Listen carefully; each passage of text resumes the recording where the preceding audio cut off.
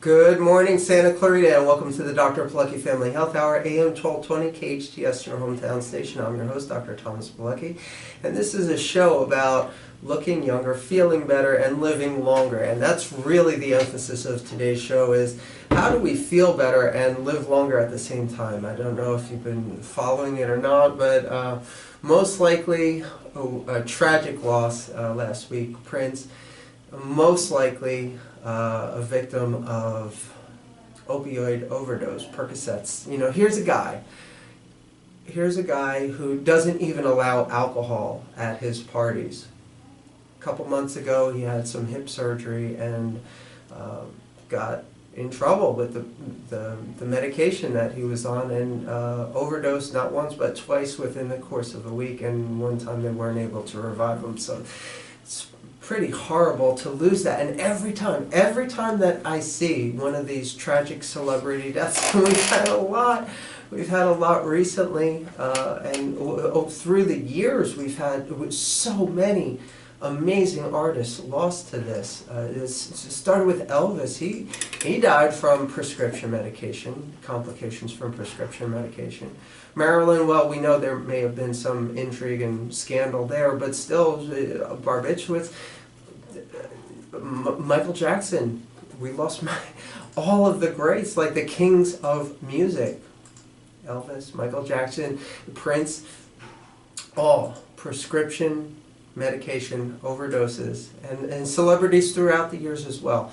So every time that I see these tragic, absolutely avoidable losses, I hope for some redemption. I hope that it's going to cause some kind of buzz, some kind of awareness, some kind of a grassroots movement of just saying no. You know, as unhip as that was back in the 80s, I mean, Nancy Reagan was on to something. When your medical doctor says, oh, you know, we're going to put you on some painkillers. Well, what kind of painkillers? Well, it's oxycodone. It's all good.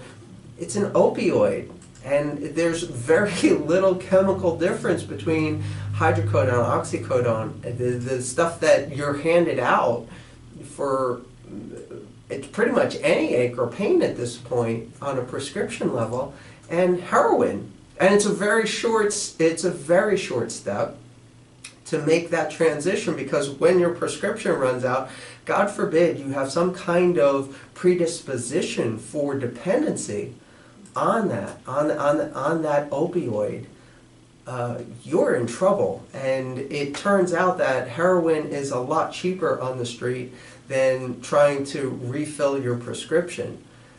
So it's a very short step. And it just recently, within the past couple of years, last year, some medical doctors are being held responsible and being tried for murder, for prescribing their patients opioids, oxycodone, hydrocodone, and resulting in their patients' subsequent heroin addiction and death.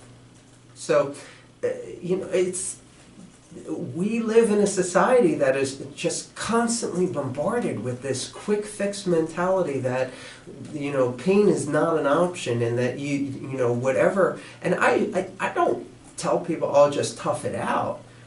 But there are so many options other than here, take this pill and everything's going to be okay. Especially when the pill has a really high likelihood of causing addiction or overdose, and you may pay with your life. So where do you draw the line with it? Well, we have some options. We have some options available to us, and in the first part of the show we're going to be talking about those options and where do I go for pain relief. I mean, if you listen to the commercials, obviously you're going to take 2 of these instead of 6 of these for all-day pain relief, but you know that doesn't really work for most people. There's so much so that Peter Gocha, Professor Gocha, the director, the founder of the Cochrane Collaborative and the Nordic Cochrane Research Facility, over-the-counter pain medication made his top 10 lists of medications to avoid, simply because they're not tremendously effective at reducing pain levels. And most people, whenever I ask, is it working for you? They said, well, maybe it took the edge off a little bit. And they have a high potential of causing some kind of problem in the body, whether it be in the liver, whether it be in the kidneys, whether it be in the digestive tract. But it's going to cause you some kind of problem, actually maybe even causing more pain over the long run, because it's not really treating the problem, it's just covering it up, and your body builds up a resistance to this anti-inflammatory. Then you take the next step towards prescription anti-inflammatories, and it's a slippery slide from there. In the second half of the show, we're going to be talking with Kerry Quashin. He's got a show here. It's the following show. It's Families in Action, but he's also the owner of Action Rehab here in Santa Clarita, and he's involved with Henry Mayo dealing with all of the really devastating effects of prescription and illicit drug use. But we're going to tie in this a totally avoidable gateway of misuse and overuse of prescription opiates. And we're going to start with a friend of mine, a patient of mine, hi. Michelle Dorish. Hello. Hi, Michelle. So you have a couple of things going on. So first of all, if you would just tell us about how you came to our office, what your experience was, and then your most recent experience with CBD. And we'll talk a little bit about that for those of you who don't know what CBD is. That's going to be the focus of this first segment. So, Michelle, what? Well, I'm a caregiver, and you know, it takes a lot of emotion, a lot of you're using your body a lot to take care of that person, and you have to be, your game has to be on. You got to be positive, you got to be caring, but I've had a lot of physical limitations. And my friend, Bertha, once she told me, she goes, I have an amazing chiropractor, Dr. Palaki. So she said, you got to check him out. So I've suffered with migraines for years. At one time I had migraines for 5 years, and I had them about 5 times a week. I was in bed for years, and it was bad. And then also I just have fibromyalgia and a lot of problems with walking. And so I went and I visited with you, and you immediately did some adjustments, and I was able to start walking better. I was walking with a cane. And so through the adjustments, the migraines are going away. Sometimes they're really bad, and then we have to take extra measures. But the one thing is, my doctor always wants me to be on a different type of medication. And if I had taken all of those, I would take 7 or 8 medications, and I refuse to. So my life is changing, and it's getting better every day. Thanks to you. I appreciate that. Oh, that's awesome. Thank you. So most recently, we try a slightly different strategy. I mean, the adjusting is definitely helping you considerably, yes, from where you came in to where you were.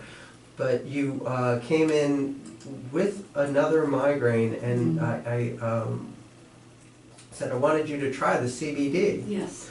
And just real quickly, for those of you who don't know what CBD is cannabidiol. It is the medicine, the real medicine in medical marijuana. Now, here's the thing. A lot of people believe that in order to get access to CBD, you need a medical marijuana prescription, and you don't. It's not an illicit drug. There is no THC in it. There is no druggy drug high involved with CBD. It is the pure medicinal benefit. In fact, it undermines the effect of THC. So what is CBD? What is THC? Well, in marijuana, cannabis, there are chemicals, cannabinoids, and they're finding that these chemicals are amazingly beneficial for many, many, many years. In fact, for the past 46 years, it was illegal to even research in this country the medicinal benefits, because it was in something called a Schedule I category, which means that it just got lumped into this group, which is like cocaine and heroin. They're just these really nasty drugs that have no medicinal benefit whatsoever and a high likelihood of becoming addicted to. So while that was enforced here in this country, it wasn't so much seen that way in other countries. So they continued doing research, and they found that these cannabinoids, these chemical compounds in cannabis, are amazingly medical benefit, and we're going to talk in the second half about the possibility of addiction and gateway with an expert in that field. He feels very strongly that it is a potential gateway, but if you don't have the THC and you just deal with the other cannabinoids, which are being more and more researched every day, then it's all good. The Sanjay Gupta, the CNN correspondent, Dr. Sanjay Gupta, a neurosurgeon, did a whole documentary on the benefits of CBD.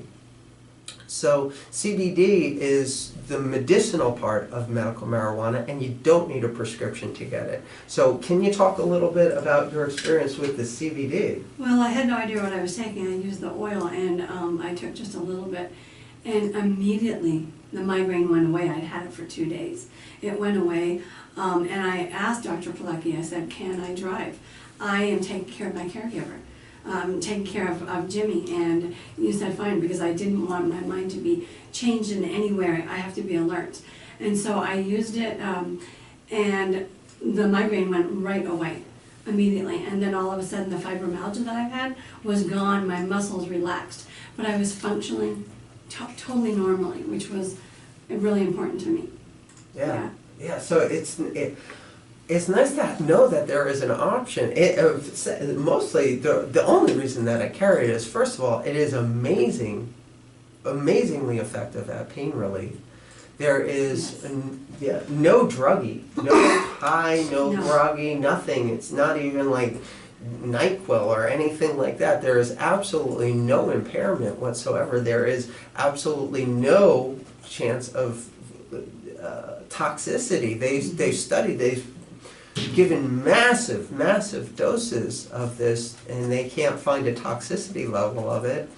And of course, there is potential for misuse in anything, but since there is no euphoria involved with CBD, in fact, it undermines those effects of opiates. It actually protects the brain and the brain function from those euphoric, stoned high type feelings. There's very little potential of misuse and abuse and addiction with this. So that's why I love it. And again, it's available.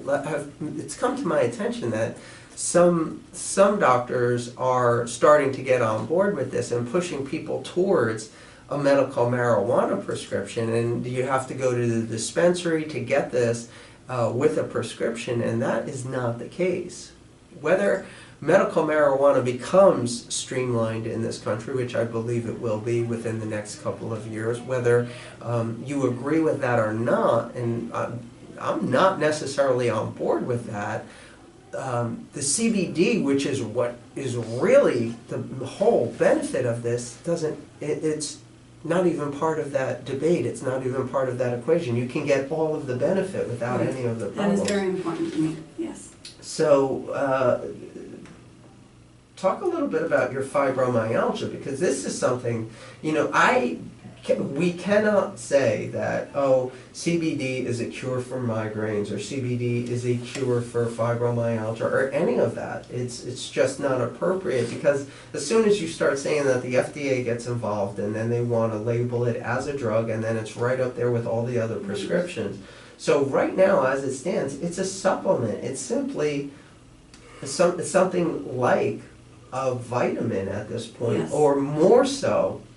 More different than a vitamin, it's more like something like melatonin, which has been available for years. People take it to help them sleep, even though that is the weakest component of melatonin. Melatonin is an amazing neurotransmitter, a neurohormone supplement that people most commonly use for sleep, although it's got a lot more benefit than that. But it's like that. There are receptors in the brain and almost every cell in the body for these cannabinoids. Cannabinoids are present in mother's milk. So it's not dangerous to the mother, like everything. Everything is, ask your doctor if, don't take if you're pregnant or planning on becoming pregnant or nursing. Like almost every medication has that warning on it. So if it's not safe to give to a pregnant mother or even someone intending on becoming pregnant or someone who's nursing, that's a big red flag for me. I'm like, wait a second, you want me to take it, but it's not safe for me to take it if I've got a baby. So, but cannabidiols are actually present in mother's milk. It is part of our natural being, and unfortunately, because of the way our diets are now, we're not getting a whole lot of natural spices. We're not getting a whole lot of natural leafy greens in our diet anymore. Whereas where there's a little bit of cannabinoids in all of that stuff, it's obviously most concentrated in cannabis, but we don't get it. And our body's reserve of these things, the things that we used to associate with endorphins and things like that, things like runner's high after you hit the wall or you're really working out hard and all of a sudden you feel this amazing feel-good sensation. We used to think that those were endorphins or opiates in the brain, but they don't work like that. It's actually cannabinoids that are responsible for the endocannabinoids. There is a whole section of your immune system, your nerve system, your endocrine system that is dedicated to these cannabinoid chemicals, these chemicals that are found predominantly in cannabis. And there's a little bit of a difference when we talk about CBD. We're not so THC is the high, the stone in medical marijuana or any form of illicit marijuana. So for the past several decades, marijuana growers have been really trying to concentrate THC in the plant through selective growing of the plant and the properties to really get a lot of that drug into the product, into the plant. CBD, however, they don't want CBD in it at all because, as I said before, that takes away from the high, from the drug experience. So the only place that you could find CBD in any quantity whatsoever was in hemp, the industrial grade cannabis that has never been hybridized, has never been engineered to produce a stronger drug effect on the users. So you go back to the hemp, what built this country, literally, Jefferson, Adams, Washington, the signers of the Declaration of Independence, which, by the way, was drafted on hemp paper, and canvas is cannabis. What covered the stagecoaches for the Wild West was canvas. Hemp has been the cash crop of the 17th and 18th centuries in America, and only recently vilified within this past 20th century. So we're getting back to it, but slowly and gradually. Most of our research comes from outside of this country, and almost all of our product comes now from Canada. But there's no THC in it, and it's all medicinally valued. And so once again, can you just recap your experience quickly on Again, with having fibromyalgia, there is so much pain. I have inflammation. People ask me, where does it hurt? No, where doesn't it hurt? My ears and my nose. I'm always in pain. Once I took that, it took away all of the fibromyalgia. I wasn't even thinking about that. I thought about the migraine. Migraines are debilitating. I can't function in any way. I'm throwing up all the time. And so now I have hope that I can take that when needed if I have a migraine or if my neck goes out. Of course, I'm going to visit you at the office, but I'm going to be able to use that too. And it's going to relieve me a lot of the pain. Awesome. So CBD is available without a prescription. It's available in my office. You can contact the office at 753-9340 or find me online, drpolucki.com. That's drpolucki.com. And when we come back from the break, we'll be talking about the problem, the overwhelming epidemic of opioids and how people are paying with their lives for some pain relief. That's absolutely unnecessary. You're listening to the Dr. Pilecki Family Health Hour, AM 1220, KHTS, your home